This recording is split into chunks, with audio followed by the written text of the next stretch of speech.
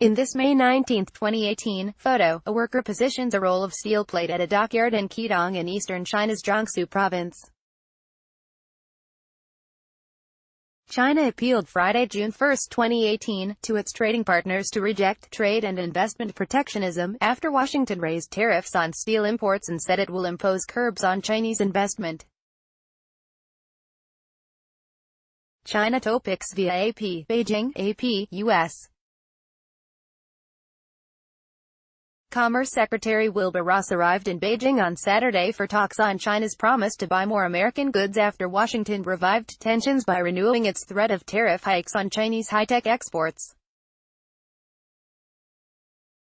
The talks focus on adding details to China's May 19 promise to narrow its politically volatile surplus in trade and goods with the United States, which reached a record $375.2 billion last year. President Donald Trump threw the status of the talks into doubt this week by renewing a threat to hike tariffs on $50 billion of Chinese goods over complaints Beijing steals or pressures foreign companies to hand over technology.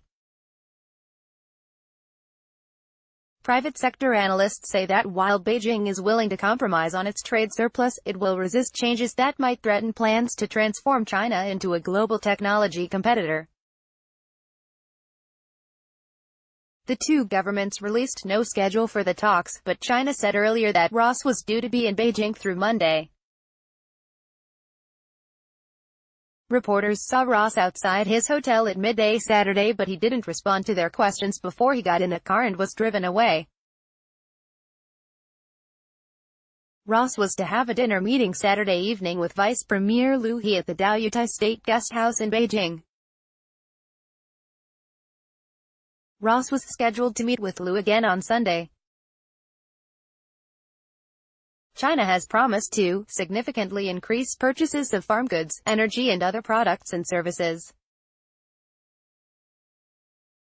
Still, Beijing resisted pressure to commit to a specific target of narrowing its annual surplus with the United States by $200 billion. Following Beijing's announcement, U.S. Treasury Secretary Steven Mnuchin said the dispute was on hold, but the truce appeared to end with this week's announcement. Washington was going ahead with tariff hikes on technology goods and also would impose curbs on Chinese investment and purchases of U.S. high-tech exports. The move reflects growing American concern about China's status as a potential tech competitor and complaints Beijing improperly subsidizes its fledgling industries and shields them from competition. Foreign governments and businesses cite strategic plans such as Made in China 2025, which calls for state-led efforts to create Chinese industry leaders in areas from robots to electric cars to computer chips. The U.S. focus on so-called industrially significant technologies heightens the risk of escalation between the two countries, BMI research said in a report. Indeed, while China has shown itself willing to compromise in the area of trade deficit reduction, it will not take any actions which threaten its strategically important Made in China 2025 program. Trump also has threatened to raise tariffs on an additional $100 billion of Chinese goods, but gave no indication this week whether that would go ahead.